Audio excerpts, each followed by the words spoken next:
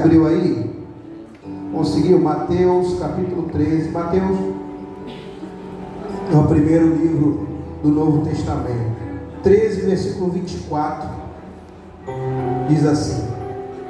Eu te botei na prova, né, Luísa? Botou. Mas pode fazer com calma aí. Mateus 13, 24 diz assim: outra parábola lhes propôs, dizendo: o reino dos céus é semelhante a um homem que semeou boa semente no campo. Mas enquanto os homens dormiam, veio o inimigo dele, semeou o joio no meio do trigo e retirou-se. E quando a erva cresceu e produziu fruto, apareceu também o joio. Então, vindo os servos do dono da casa, lhe disseram: Senhor, não semeaste boa semente no teu campo? De onde vem, pois, o joio? Verso 28. Ele, porém, lhe respondeu: o inimigo fez isso. Mas os servos lhe perguntaram: queres que vamos e arranquemos o joio? Não, replicou o dono da seara, para que, ao separar o joio, não arranqueis também com ele o trigo. Deixai-os crescer juntos até a colheita. E no tempo da colheita, direi aos ceifeiros: ajuntai primeiro o joio, atai-o em feixes para ser queimado, mas o trigo recolhei-o no meu celeiro. Amém? Tome seu assento, em nome de Jesus. Enquanto você vai se assentando, abra a sua Bíblia lá no livro de Apocalipse, capítulo 14. Apocalipse, capítulo de número 14, e deixa a sua Bíblia aberta.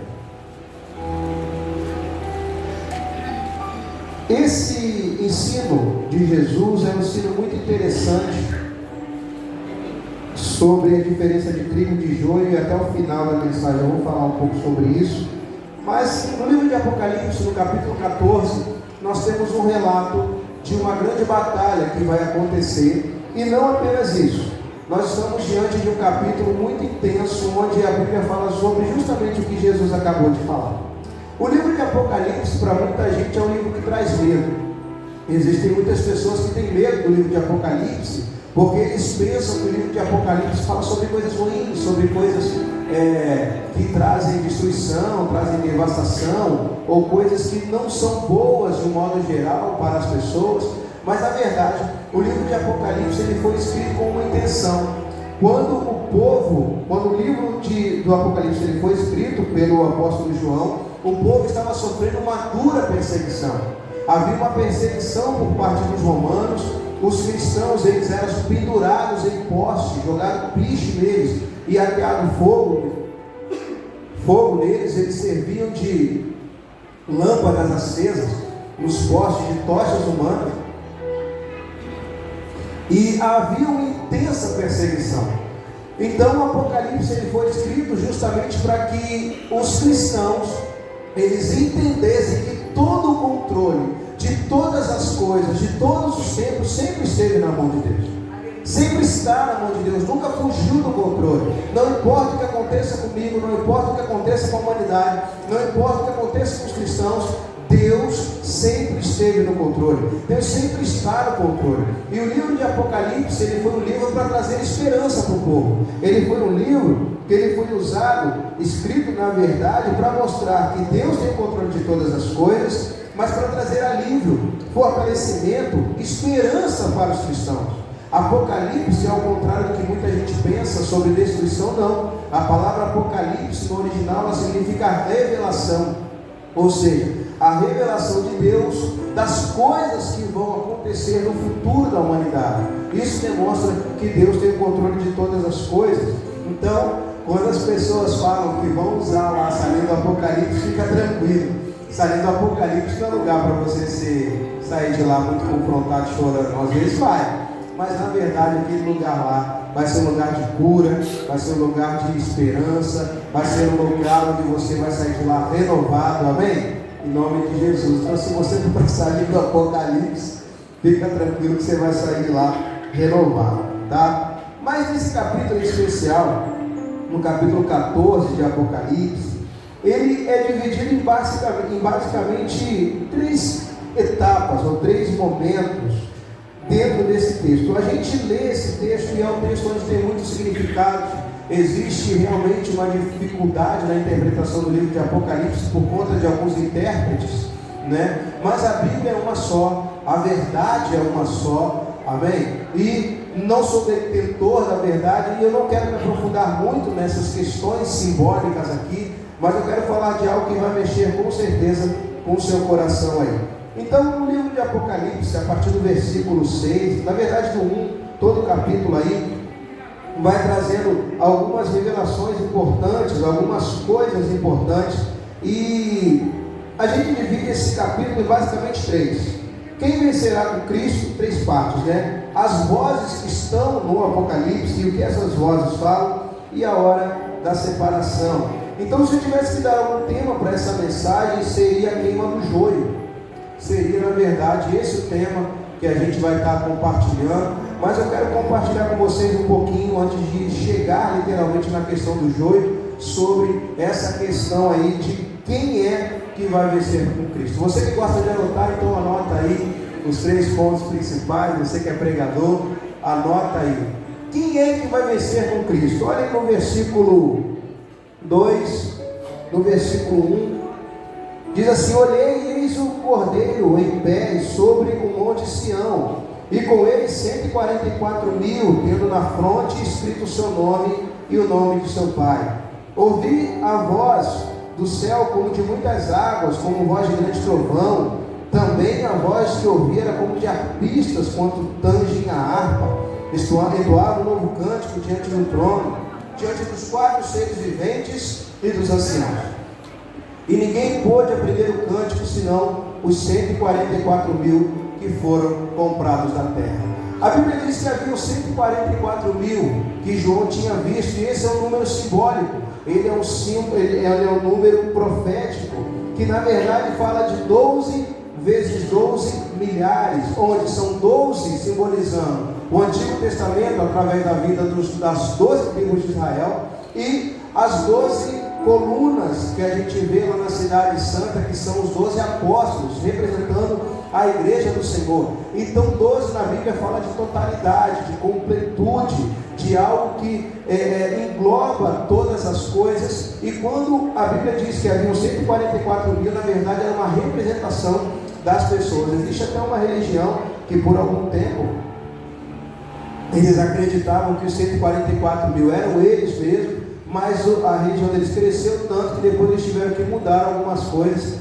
para poder adaptar lá, e aí eles falam que 144.000 é um grupo diferenciado que vai subir, mas não é isso o que a Bíblia ensina. O interessante, irmãos, é que essas pessoas, elas foram separadas para servir ao Cordeiro.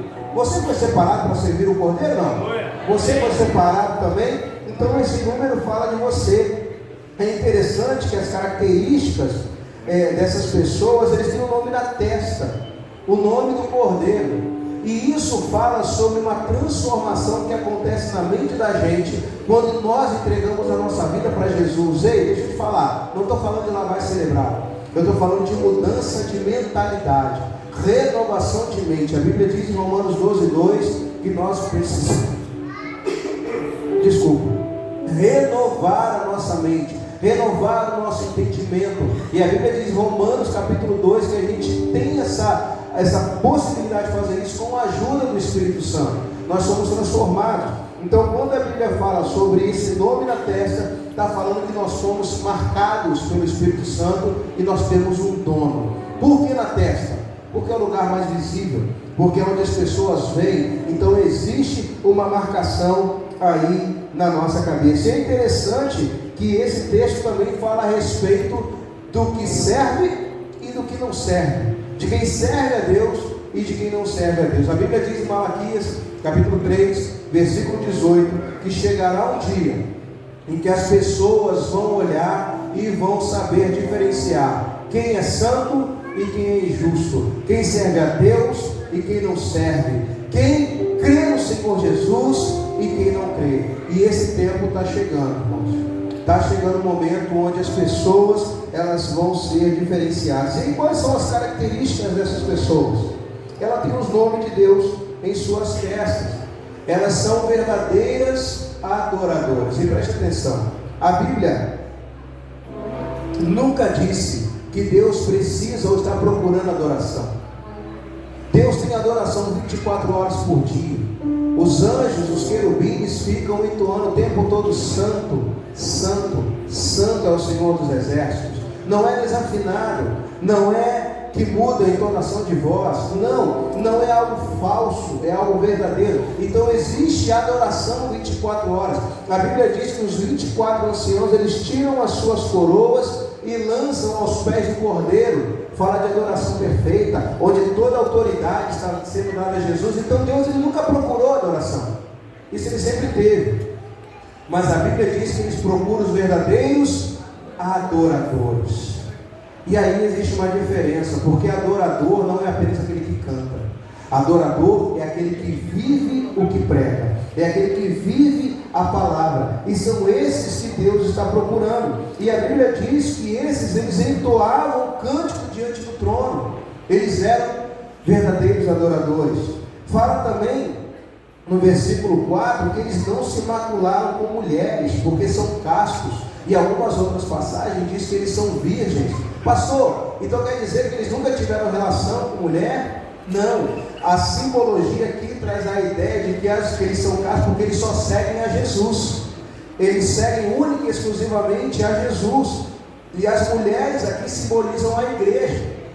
E você já ouviu pessoas defenderem mais as suas próprias igrejas do que Jesus? Já viu? Existem pessoas que falam assim: eu sou da igreja tal e acabou, ninguém me tira de lá, ninguém me muda. E às vezes as pessoas, elas lutam mais pelas suas igrejas denominacionais do que pelo próprio Jesus. Essas pessoas que foram compradas, que têm o nome de Cristo na testa, elas defendem as suas denominações, sim, mas Jesus acima delas. Jesus está acima da família viva.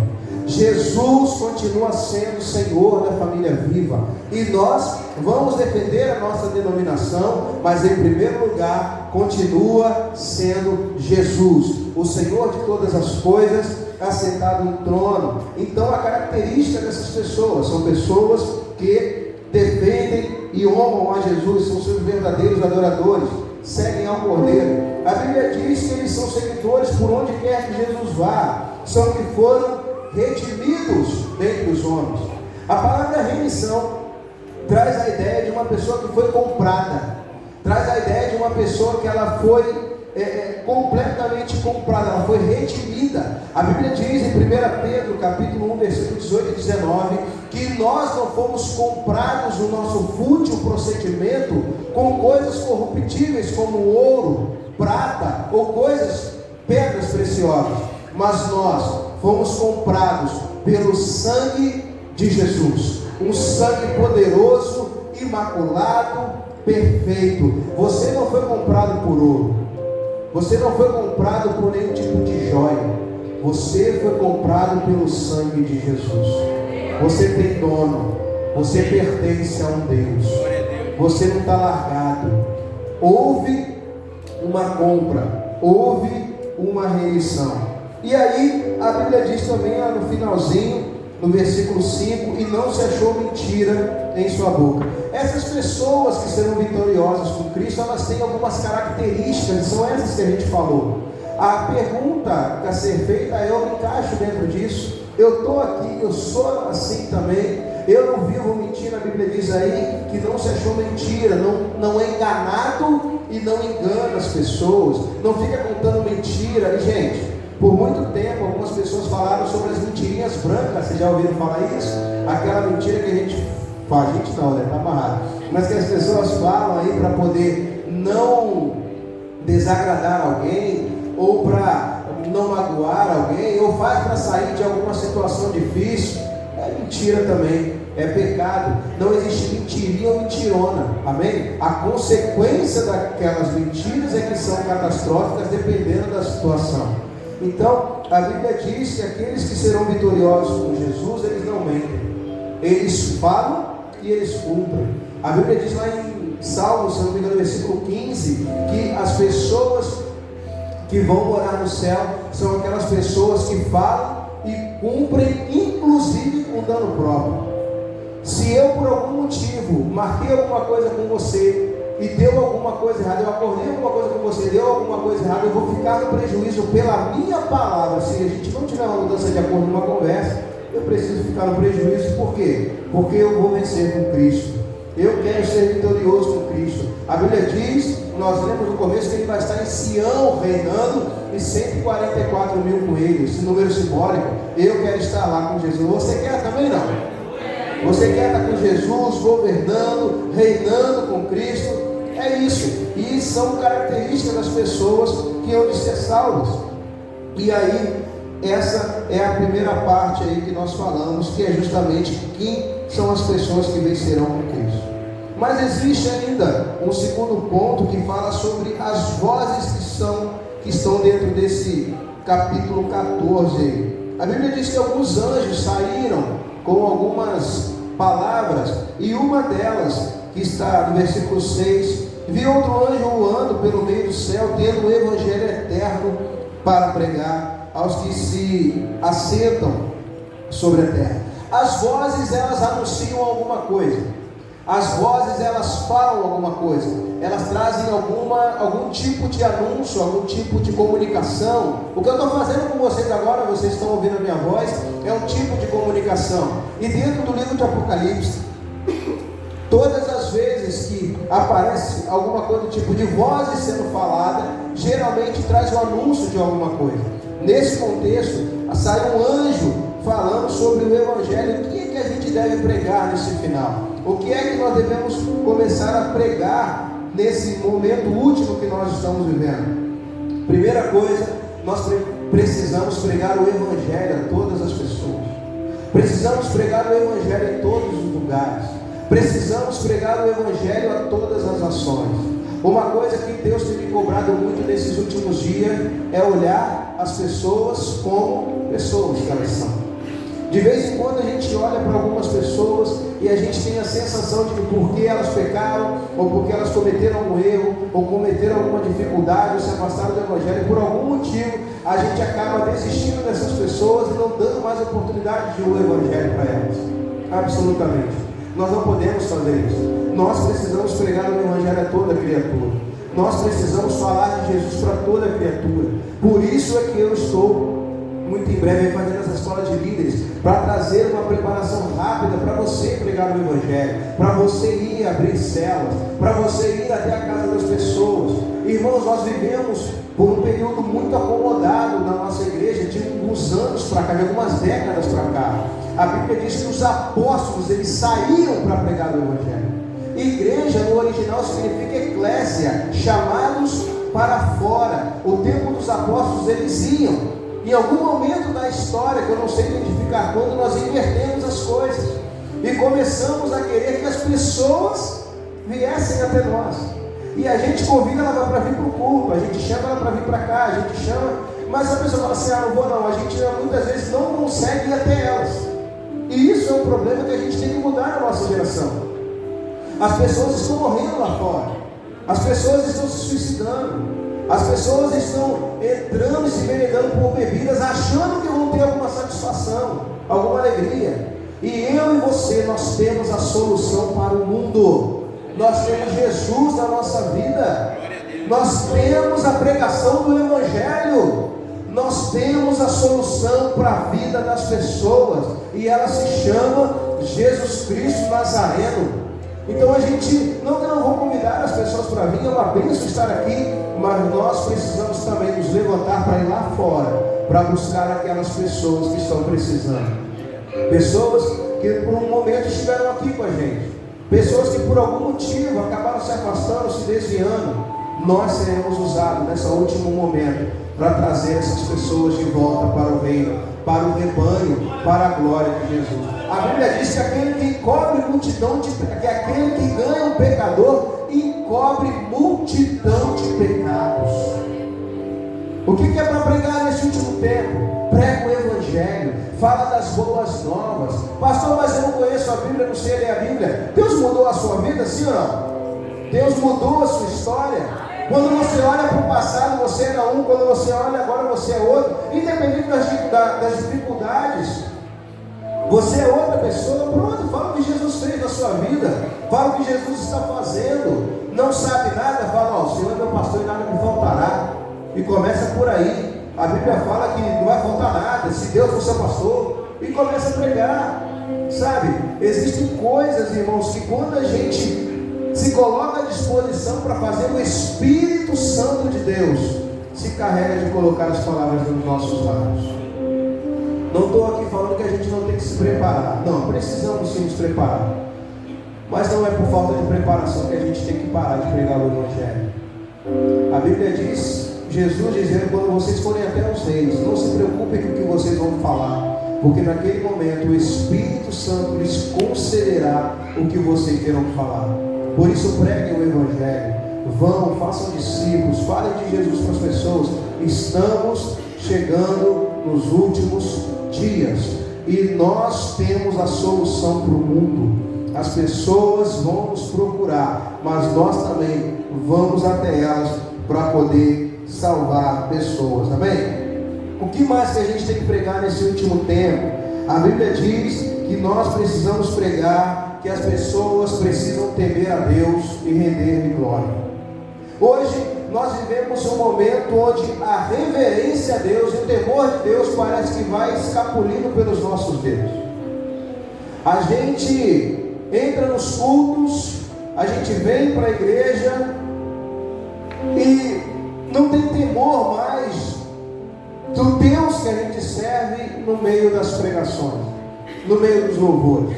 A nossa igreja era um pouco menor, então a gente tem uma visualização maior e de vez em quando a gente vê alguma movimentação, mas igrejas maiores ainda é muito mais comum isso. As pessoas entram, saem, pegam biscoito, comem, lancham como se estivesse no shopping aqui dentro.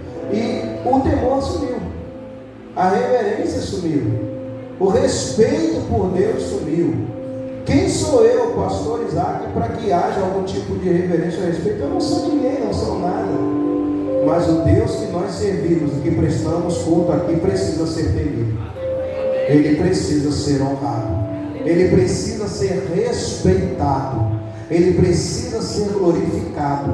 E ele precisa ser o centro de todas as coisas aqui. Então, quando nós entrarmos dentro desse recinto para poder cultuarmos a Deus, entenda a quem você está servindo. Entenda a quem você está prestando culto. Deixa um pouquinho o celular de canto. Coloca o celular, presta atenção na palavra. Aqui dentro não é refeitório. A gente não tem que ficar comendo aqui dentro. Tem um momento lá fora.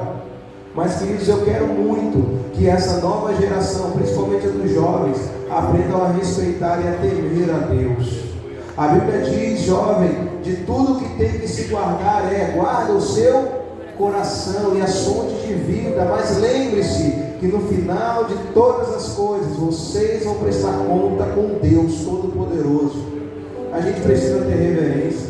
Eu sou da época, irmãos, eu não apanhei, mas eu ouvi muitas histórias de pessoas que eram da mesma faixa etária que eu, de que os diáconos antigos andavam com varinho de goiaba. Lembra disso? E aí, quem lembra disso aqui? Levanta a mão para ver a idade aqui. Olha, estou começando a ver mais idade aí. E eles eram assim.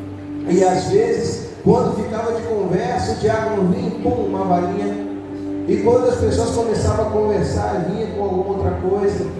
As pessoas, elas eram tementes no tempo.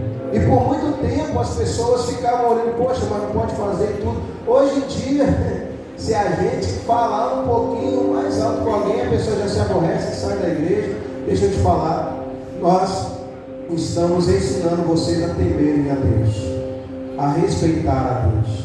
Ele é a maior autoridade que existe nesse universo e Ele merece toda a nossa reverência, toda a nossa honra e toda a glória precisa ser dada para Ele. Então o que a gente tem que pregar? Prega o Evangelho, mas também ensine as pessoas a temerem a Deus. Ensine as pessoas a terem respeito por Deus.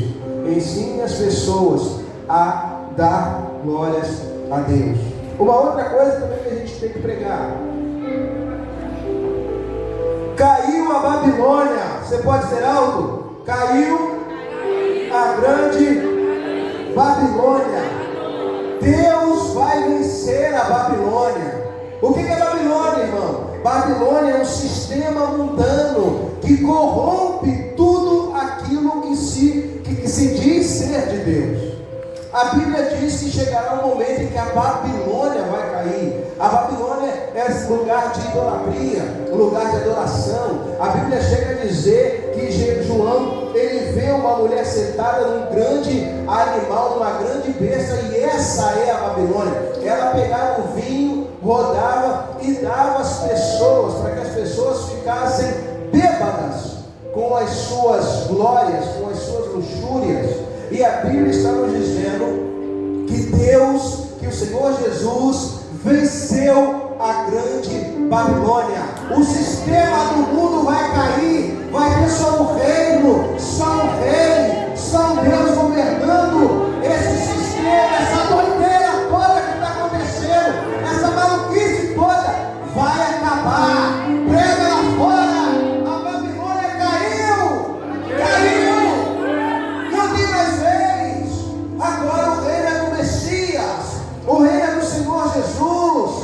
Prega que a Babilônia caiu. Essas doideiras todas que a gente está vendo aí, irmão, isso tudo é sistema da Babilônia. É querer trazer confusão para a gente, trazer confusão na mente. A Bíblia está dizendo que nós devemos pregar: Babilônia caiu, não tem mais.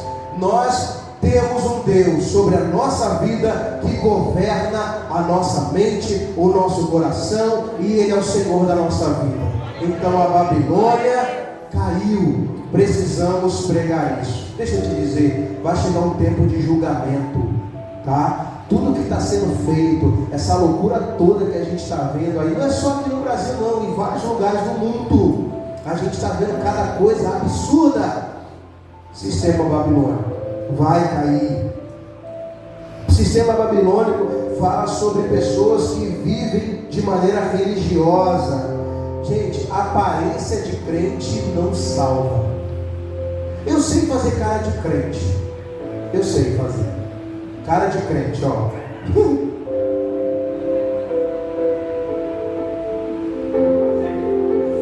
É assim ou não é? Assim ou não é? Os mais antigos ficavam assim, ó. Cara de crente. Roupa de crente. Como é que é a roupa de crente? Não sei como é que é mais roupa de crente. Antigamente era aqueles, a gente identificava pelos roupões, né? Pelo coque, né? Hoje em dia a gente não vive mais assim. Mas você quer identificar um crente ou não? A roupa dele é muito decente. Aí tem que ver. Pode ser joio no meio do livro aí. Vou falar mais sobre isso. Mas o mais importante é que nós estamos sendo chamados para viver não mais de maneira religiosa. Nós estamos sendo convocados para viver uma vida de intensidade e de amor com Deus. O que é vida religiosa? A gente vem, entra aqui, canta um louvor, cumprimenta o irmão, traz o dízimo, a oferta e vai lá para fora. Não sente Deus, não sente o Espírito Santo, não sente a vida mudar. E aí, por que você está indo na igreja? Ah, eu vou porque o pastor manda. Se eu não for na segunda-feira, ele me liga. Não é isso mais. Deus está nos chamando para viver de maneira intensa, não mais religiosa. A Babilônia caiu. Babilônia é lugar onde a aparência vale muito mais do que o caráter. Nós estamos sendo chamados a viver no meio de pessoas onde o caráter vale muito mais do que a aparência da gente. A aparência engana. Caráter revela quem a pessoa é, tá? Então, quem recebe o governo mundial, quem está inserido nesse meio aí dessa religiosidade babilônica, ela está perdida para sempre, não vai sobreviver. A pessoa que é amiga do mundo, ela não vai sobreviver. A pessoa que está aqui dentro, que aceitou Jesus e tá, mas está com o pé lá e o pé cá, eu tenho que te falar isso, é o Evangelho. Está sendo pregado, não vai sobreviver, não vai aguentar. Ou a gente se firma com Jesus de uma vez por todas, ou então a gente pede misericórdia ao Senhor. Eu não sei como é que vai ficar, vai ser muito difícil. A Bíblia chega a dizer: bem-aventurados são os mortos, porque eles estão com o Senhor e vão receber descanso das suas fadigas. Ou seja, Deus está dizendo que é melhor aqueles que morreram em Cristo do que passar por aquele tempo que está para vir sobre toda a terra. Isso é muito forte. Como é que você está? Você está bem? Ou tem alguma coisa do mundo aí sobre você? No versículo 13 diz assim, então eu ouvi uma voz do céu dizendo, escreve, bem-aventurados os mortos que desde agora morrem no Senhor. Sim, diz o Espírito, para que descansem as suas fadigas, pois as suas obras o acompanham. Então, a Bíblia chega a dizer que as pessoas que morreram em Cristo são mais bem-aventurados, porque o tempo vai ser muito difícil. E aí, tem o terceiro ponto, que a gente vai falar para já caminhar para o final, mas a partir do versículo 17, fala, na verdade, no versículo 14, a partir do versículo, dá mais um pouquinho, por favor, Diário. A partir do versículo 14, a gente fala sobre uma colheita. E aí, nessa colheita é muito interessante, porque a Bíblia diz, obrigado, sim, a Bíblia diz que haverá uma colheita. E você abriu sua Bíblia aí no versículo do capítulo 14 de Apocalipse? Olha a partir do versículo 14. Olhei, e eis uma nuvem branca, e sentado sobre a nuvem, um semelhante a filho de homem, tendo na cabeça uma coroa de ouro e na mão uma foice afiada. Outro anjo saiu do santuário, gritando em grande voz para aquele que se achava sentado sobre a nuvem: toma a tua foice e ceifa, pois chegou a hora de ceifar, visto que a seara da terra já amadureceu. E aquele que estava sentado sobre a nuvem passou a sua foice sobre a terra, e a terra foi ceifada. Obrigado, querido. Então saiu do santuário que se encontra no céu outro anjo, tendo ele mesmo também uma foice afiada. Versículo 18. Saiu ainda do altar outro anjo, aquele que tem autoridade sobre o fogo, e falou em grande voz ao que tinha foice afiada, dizendo: toma a tua foice afiada, ajunta os cachos da videira da terra, porquanto as suas uvas são amadurecidas. Então o anjo passou a sua foice na terra, vindimou a videira da terra e lançou-a no grande lagar da cólera de Deus.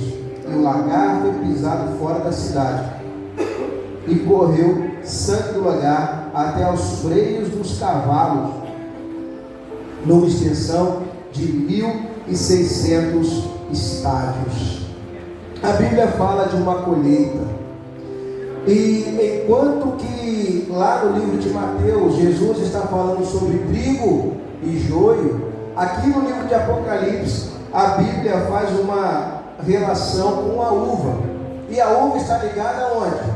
Na videira, é o que está escrito no texto. E por muito tempo eu fiquei me perguntando quem eram essas uvas, quem são essas uvas, e através de um estudo a gente chega à conclusão que essas uvas são pessoas que estão ligadas à videira, mas elas não produzem vinho, elas não têm fruto, elas estão ligadas à videira, mas elas não conseguem produzir alegria para ninguém. Se dizem crentes, se dizem cristãos, mas não tem fruto para dar, está até ligado, mas a Bíblia diz que vai chegar um momento em que vai ser ceifado.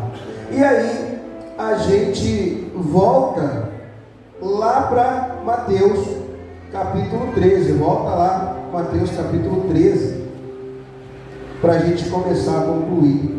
O pessoal da mídia conseguiu colocar o vídeo? Vai dar para colocar? Tá. Deixa engatilhado o vídeo aí para vocês verem uma coisa muito interessante.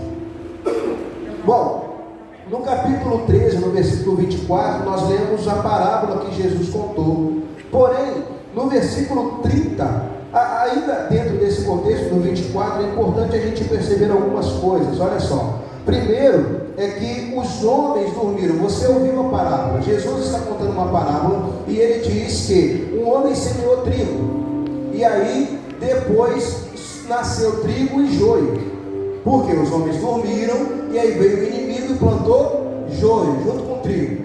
E quando os homens acordaram, viram que estava lá junto joio e trigo, e perguntaram: Senhor, o senhor plantou trigo, boa semente? Por que tem joio? E aí o dono da seara explica: porque o inimigo veio e colocou junto com o trigo o joio, ele plantou junto e cresceu. E aí alguém fala assim, mas o Senhor quer que a gente arranque o joio? Presta atenção. O dono da serra fala assim, não, agora não, porque se você arrancar o joio, tem trigo que sai junto. Então não arranca não, fica tranquilo, que vai chegar o momento onde essa separação vai ser feita. E aí a gente entra justamente lá em Apocalipse 14, onde a gente faz essa correlação. Mas nós temos algo interessante nesse texto, é que todos os homens dormiram. E aqui fala de momentos em que a igreja fica descansada, dorme, e o inimigo vem e planta o joio. Tem como a gente saber quem é joio e quem é trigo? Não sei se tem como a gente diferenciar fisicamente, mas assim, no que diz respeito à humanidade, mas a gente tem uma pequena sensação e uma percepção de quem é joio e quem é trigo. A gente vai perceber aqui a diferença, tá? Mas a grande verdade é que quem plantou o joio não foi Deus, foi o inimigo quem plantou. Então existem momentos onde vocês sabiam que existem satanistas que entram dentro das igrejas para corromper, principalmente filhos de pastores. Eles entram infiltrados, vão ganhando confiança, entram em ministério, mas são satanistas. Muita história sobre isso aí acontece. Tem gente que vem, está aqui, mas não quer envolvimento com Jesus, daqui a pouco pega as mulherinhas, diz a Bíblia, as jovens ou os jovens, daqui a pouco está arrastando lá para fora. É joio. Está aqui, mas não tem fruto, não tem vinho para dar para as pessoas. E aí qual que é o problema disso? É que a gente não pode arrancar. Pastor, mas você tem que tirar a pessoa de lá. Às vezes não posso arrancar, porque se eu arrancar, um monte de trigo sai junto com ele. E tem um outro problema ainda, que o joio cresce junto com o trigo. Às vezes, irmão, vai ter um momento que a gente vai olhar, a pessoa é joio, está na casa escrita assim, joio, e ela vai crescer mais do que a gente. Vai crescer mais do que até o próprio trigo. Vão ter momentos em que a gente vai esbarrar com pessoas que você vê na cara que é joio, mas vai estar muito maior que o trigo. Por quê? A Bíblia diz que cresceu junto. O inimigo plantou lá, colocou lá, está crescendo junto com o trigo. Está todo mundo crescendo junto, mas o joio está crescendo mais. E a gente pode arrancar? Não pode. Por que não? Porque se a gente arrancar, sai trigo junto. É aquela história, se um líder muito renomado cair, ele arrebenta um monte de vida junto. Então a gente tem que tomar muito cuidado com isso. Mas é o que a parábola está dizendo. Só que o interessante, eu sempre gosto de dizer o seguinte: toda vez que Jesus conta uma parábola, ele não dá a explicação da parábola, a gente tem as nossas próprias interpretações do que Jesus quis dizer. Mas quando Jesus ele conta uma parábola e ele explica a parábola, a explicação já está dada. Não tem o que argumentar. O que a gente pode é aprender com a lição que é dada. E nesse contexto, a Bíblia diz que Jesus, lá no versículo 36, ele explica a parábola. Então olha o que está escrito aí. Então, despedindo as multidões, foi Jesus para casa, e chegando-se a ele e os seus discípulos disseram: explica-nos a parábola do joio e do campo. Jesus estava explicando para os discípulos e nem eles entenderam o que Jesus estava querendo dizer. E aí, verso 37, Jesus respondeu: o que semeia boa semente é o Filho do Homem. Quem é esse? O próprio Jesus. Jesus semeou a boa semente. Eu e você somos a boa semente, amém? Jesus semeou a boa semente. O campo é o mundo. A boa semente são os filhos do reino, eu e você. O joio, quem são os joios? Está um texto aí. Os filhos do maligno. O inimigo que o semeou é o diabo. Jesus está explicando toda a parábola que ele contou. A ceifa é a consumação dos séculos, e os ceifeiros são os anjos.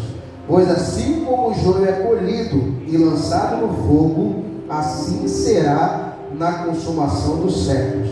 Mandará o Filho do Homem os seus anjos, que ajuntarão do seu reino todos os escândalos e os que praticam a iniquidade,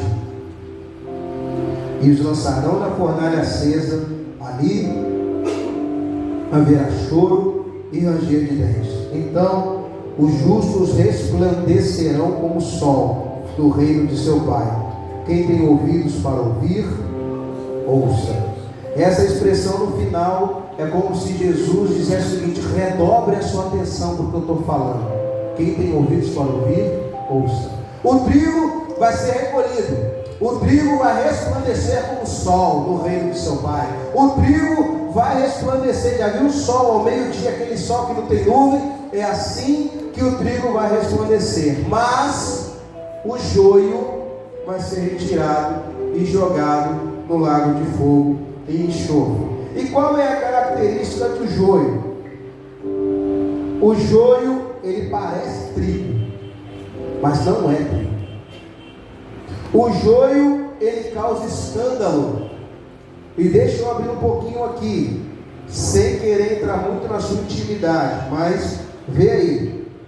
Causa escândalo, ele não paga contas, ele tem vestes indecentes, ele trata e não cumpre, ele é vaidoso, avarento, violento, vive de mentiras, enrola no trabalho, dá calote e parece crente. De vez em quando, irmãos, a gente se dá com alguns empresários, eles falam assim, a pior raça de pagador. Querido, eu não quero nem continuar falando porque é difícil. Às vezes é joio. Mas o que acontece? Tem como a gente tirar o joio? Não tem, está aqui no meio. E aí o que acontece? Você já ouviu aquela história que todo político é corrupto? Todo político é corrupto? Não. Tem alguns que são bons, tem alguns que são honestos. Todo policial é corrupto? Não. Tem alguns que são honestos. Tem alguns que fazem o trabalho direito, tá certo? O sistema às vezes oprime, mas tem alguns que são. Eu conheço muito policial honesto, viveu a vida tranquila, hoje é aposentado honesto. Só que o que acontece? As pessoas pegam tudo, colocam dentro do saco, sacode e falam assim, ó, é tudo a mesma coisa. Com a gente funciona do mesmo jeito. Às vezes o joio está misturado no meio do crente, aí vai lá para fora, qual família você é? Família viva, Vila Rica, Três Poços. É mesmo, é? Deu ruim, pastor. E aí pega, sacode tudo e fala assim, aquela igreja lá, nunca vou entrar lá, não presta ninguém lá dentro. Por quê? Porque aqui não vê. O joio que causou escândalo. E aí, gente, a gente precisa tomar muito cuidado com isso. Eu, de vez em quando, vejo algumas pessoas assim, fazer negociação é uma coisa, fazer rolo, eu vejo essa expressão, está fazendo rolo, e toma cuidado com isso. Eu acho que de vez em quando o rolo até te tira da presença. Toma cuidado. Negociar é uma coisa, acordo é uma coisa, rolo traz a ideia de algo que é meio que. Concorda comigo? Eu estou falando isso? Não sei lá, né? É a sensação que eu tenho. Mas a gente precisa tomar muito cuidado com isso. Se cumpriu, às vezes a gente atrasa. Às vezes a gente chega um momento que não está no dinheiro, o dinheiro apertou, aconteceu alguma coisa, né? Às vezes acontece. Conversa com a pessoa, fala lá, dá uma satisfação, me dá mais um tempo, me ajuda, tá? A gente precisa tomar cuidado com isso. Veste decente, não precisa nem falar disso, precisa? Não precisa, não precisa. Aqui não tem isso, não tem? Meninas lindas e maravilhosas do meu coração, cuidado com roupa de academia. Homem tem visão de raio-x, irmão. Você bota a roupa de academia, você bota uma burca por cima, ele está vendo como é que você está por baixo da burca. Toma cuidado, não exponha o seu corpo. Você é templo do Espírito Santo, minha santa querida, abençoada, cheia de Deus. Então toma cuidado com isso. Toma cuidado com essa questão. Homens também. Toma cuidado. De vez em quando a gente vê aí algumas coisas que é até ruim de falar, está gravando, não posso falar. Mas olha, difícil. O joio, outra diferença, ele não tem fruto. Não tem. Ele não dá fruto. Tudo que você coloca na mão do joio não prospera. Não avança. Parece que prospera. Parece que vai, mas não vai. Parece que tem, mas não tem. Parece que flui, mas não flui. Quando a gente coloca alguma coisa na mão do joio, o negócio não anda. Do trigo não. O trigo tem fruto, ainda que vá devagarinho, mas tem fruto. A gente vê as coisas acontecendo, a gente vê o desenvolvimento, a gente vê o negócio andando. Então a gente precisa perceber essas coisas. Jesus disse que se levantariam falsos profetas, falsos pastores, falsos mestres, falsos cristãos. Como que a gente reconheceria essas pessoas? Pelos frutos. Quem não dá fruto, irmão, como é que faz? Agora, pastor, mas eu estou numa estação da minha vida que eu não estou conseguindo dar fruto. É uma coisa. Dentro das 4 estações, existe fruto o tempo todo? Tem. Eu acho que banana talvez seja a única fruta que deu o ano todo, isso eu não sei, me ajuda aí. Mas tem frutas que existem que são épocas da estação. Então vão ter momentos em que eu não vou conseguir dar fruto, é a minha estação, eu não estou bem, o céu está meio cinza, as coisas e tal. Mas até nesse momento Jesus nos chama a dar fruto. O grande problema é que tem gente que entra em estação, sai estação, passa estação, volta estação, e vai à estação, e vem à estação, e a pessoa não dá fruto. O que é isso, pastor? É joio. E perdoa falar isso. Jesus disse: eu escolhi vocês para que vocês vão e deem frutos, e os vossos frutos permaneçam. Porque eu só estou falando o que a Bíblia está dizendo, tá? Então, cuidado aí. Você não tem dado fruto, reveja o conceito. O que é fruto? Pastor, fruto é trabalhar na igreja? Claro que não. Fruto tem mais a ver com o que você faz lá fora do que com o que você faz aqui dentro. Agora, uma coisa que eu tenho me questionado nesses dias: vidas para Jesus. Quanto tempo que a gente não ganha uma vidinha para Jesus? Quanto tempo que tem? Uma pessoa nova convertida, talvez. Uma pessoa que se afastou e a gente é usado por Deus para conduzi-las novamente ao rebanho. É fruto. Será que a gente tem pensado nisso? Porque o trigo, irmãos, ele é usado para fazer principalmente o quê? Pão, farinha, que faz pão. E quem é o pão da vida? Você é trigo, você é usado por Deus para levar pão da vida para as pessoas, dar solução para as pessoas, entregar Jesus para que a vida das pessoas melhore. Nós somos o trigo dessa geração. Quando eu falei que a gente tem a solução, não estou brincando, estou falando a verdade. Jesus é a solução de todos os problemas da humanidade. E nós, como trigo, temos o poder de levar isso para as pessoas. A grande questão é se a gente está fazendo. O trigo, ele não é fingido, mas o joio vive de fingimento. O joio, ele engana. Ele mente. É o joio. A Bíblia diz que o joio comete iniquidade. O que é iniquidade? Iniquidade são pecados conscientes que você comete porque quer. A Bíblia diz que é errado. A Bíblia diz que é pecado. Você já foi convencido e sabe que é errado, e ainda assim quer cometer, quer fazer por prazer próprio. Irmão, deixa eu falar uma coisa. Eu sei que está gravando, mas o pecado, se fosse algo ruim para a carne, ninguém fazia. Quem já tomou bezetacil? Bezetacil, aquela desgraça dói ou não dói? Quando você fica doente, passando mal, você vai no médico e fala assim: vamos tomar uma bezetacil? O que você faz? O olho chega lá, lacrimejar, chega. É bom aquele negócio? Não. Dói. Você quer tomar aquilo? Não. Mas você toma, fica bom. Essa não é. Às vezes, uma vez eu tomei. Minha mãe chamava de injeção de cavalo. Eu tomei vai pro Duque, tomar injeção de cavalo. Tomei, irmão, eu cheguei moribundo, quase morrendo. Tomei uma injeção, não sei se eu melhorei por causa da injeção, por causa do próprio produto lá. Não sei, mas sei que isso é bom. Pulando e tudo. Injeção não é bom, ninguém gosta de tomar injeção. Se pecado fosse ruim, ninguém gostaria de tomar. Mas o grande problema é que essa desgraça desse pecado é bom para a carne. Satisfaz a carne, dá prazer para a carne. E aí entra a questão da iniquidade. Porque quando eu tenho consciência de que Jesus me curou, me libertou, veio para me salvar dos meus pecados, me perdoou e me deu poder para dizer não para o pecado, e eu continuo escolhendo o pecado, isso se chama iniquidade. Eu estou pecando porque eu quero. Eu sei que é errado, eu sei que eu não posso, mas eu quero continuar fazendo. Pastor, tem solução? Claro que tem. Se arrependa hoje, peça perdão a Jesus e peça para Ele fortalecer você, para que Ele possa te ajudar a vencer. Ninguém aqui é perfeito. Nunca somos, nunca fomos, nunca seremos perfeitos. Perfeito só existe um, e Ele é eterno. Sujeito às falhas, às quedas, todos nós estamos. Mas permanecer caído é uma decisão sua e minha. Eu posso tropeçar e cair, mas decidir ficar na lama é desejo seu ou meu. Pastor, tropecei, caí, pequei. E é engraçado que quando vem com a expressão a carne é fraca, o pensamento que vem é saber se o pecado é vitamina para fortalecer a carne. Então vai tomar vitamina o tempo todo para fortalecer. Na verdade não é. A carne é fraca para buscar as coisas de Deus. É esse o contexto que está dizendo. A carne é fraca porque quando a gente tende a buscar as coisas de Deus, a gente fica mais fraco. Mas a gente não quer dar sono.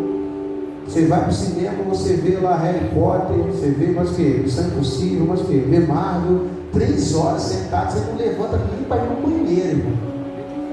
Você vem para o culto, você senta ali com 20 minutos, você já foi 6 vezes no banheiro, não faz nada, a bexiga parece que dá um revertério assim. Porque a carne brigando, que ela não quer que você receba a palavra de Deus, ela não quer que você adore.